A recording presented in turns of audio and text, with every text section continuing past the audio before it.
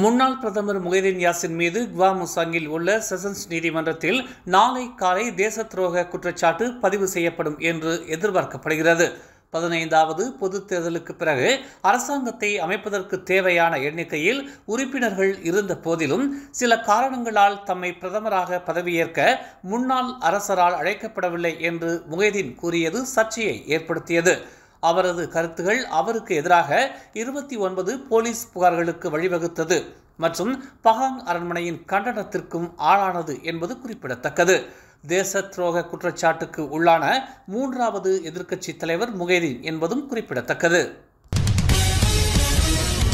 பிரதமர் Datuk Seri Anwar Ibrahim மற்றும் மலேசிய பிரதிநிதிகள் புரூனே இஸ்தானா நூருல் இமானுக்கு காலை 11 மணிக்கு வந்தடைந்தனர். பிரதமர் சுல்தான் ஹசானால் போல்கியாவுடன் இருதரப்பு ஒத்துழைப்பின் முன்னேற்றத்தை மதிப்பாய்வு செய்யவும் இருதரப்பு ஒப்பந்தங்களில் கையெழுத்திடுவதற்கான சந்திப்பாகவும் இது திகழும் என்று எதிர்பார்க்கப்படுகிறது. நில எல்லைகள் மற்றும் இரு நாடுகளின் அமைச்சுகளுக்கு இடையேயான ஒத்துழைப்பை இது வழங்கும் என்றும் எதிர்பார்க்கப்படுகிறது. தற்போதைய பாடத்திட்டம் 2027இல் முடிவடையும் நிலையில் தேசிய பாடத்திட்டத்தை உருவாக்கும் குழுவில் ஆசிரியர்களை இணைக்குமாறு கல்வி அமைச்சை தேசிய ஆசிரியர் தொழிற்சங்கமான NUTP வலியுறுத்தியுள்ளது. மலேசியாவின் பாடத்திட்ட தேவைகள் மற்றும் நாடு முழுவதும் உள்ள மாணவர்களுக்கு தேவையான கட்டமைப்பை தீர்மானிப்பது அமைச்சின் பொறுப்பாகும் என்று NUTP பொதுச் செயலாளர் ஃபௌசி சிங்கான் தெரிவித்துள்ளார். பாடத்திட்ட வரைவு குழு ஆர்வமுள்ள அனைத்து தரப்பினரையும் உள்ளடக்கியதாக இருக்க வேண்டும் என்றும் குறிப்பாக வகுப்பறைகளில் கற்பிப்பவர்கள் கல்வியில் அதிக அனுபவம் உள்ளவர்களை கொண்டதாகவும் இருக்க வேண்டும் என்றும் அவர் வலியுறுத்தினார்.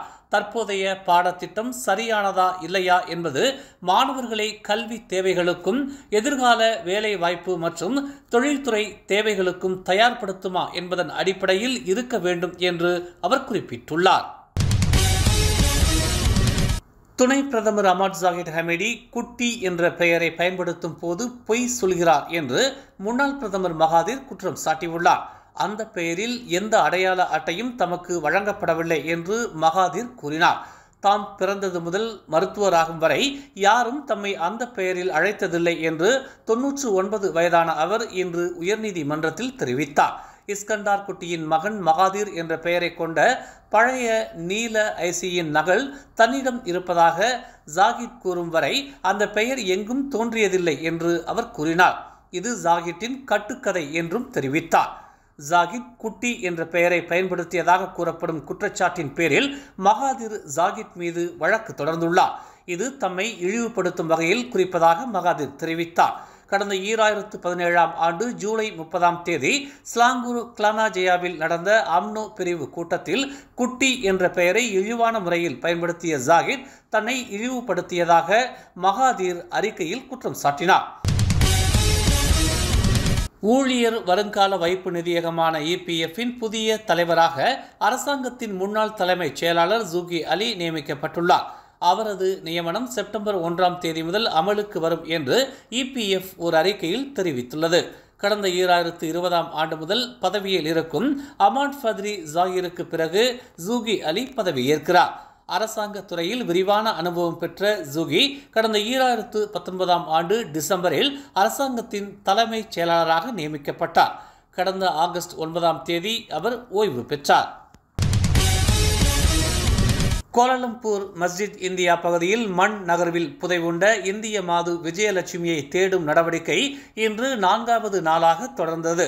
கோலாலம்பூர் நகராண்மை கழகமான DBKL நேற்று மாலை முதல் ஃப்ளஷிங் நுட்பம் மூலம் மீட்பு நடவடிக்கையை கட்டம் கட்டமாக மேற்கொண்டு வருவதாக தெரிவித்துள்ளது. இருப்பினும் 2 சுற்றுகளுக்கு பிறகு பாதிக்கப்பட்டவர் இன்னும் கண்டுபிடிக்கப்படவில்லை. நேற்று இரவு இன்டா வாட்டர் கன்சோர்டியம் 5வது முகத்வாரத்தில் சுத்தப்படுத்த தொடங்கியது. இது அதிகாலை 2 மணி வரை தொடர்ந்தது. இப்பகுதியில் உள்ள பெரும்பாலான வணிக வளாகங்கள் மூடப்பட்டுள்ளன. ஒரு சில வணிகர்கள் மட்டுமே காலை 9 மணி முதல் செயல்பட தொடங்கி இருப்பதாக தெரிய வந்துள்ளது. மேலும் செய்திகளை தெரிந்து கொள்ள தமிழ் மலர் நாளிதழை பாருங்கள். எங்களோடு இணைந்திருக்க மலர் டிவியை பதிவு செய்து கொள்ளுங்கள். உறவுகள் மகிழ்ந்திட விருப்பம் மற்றும் பகிர்வு சேவையை சொடுக்கிடுங்கள்.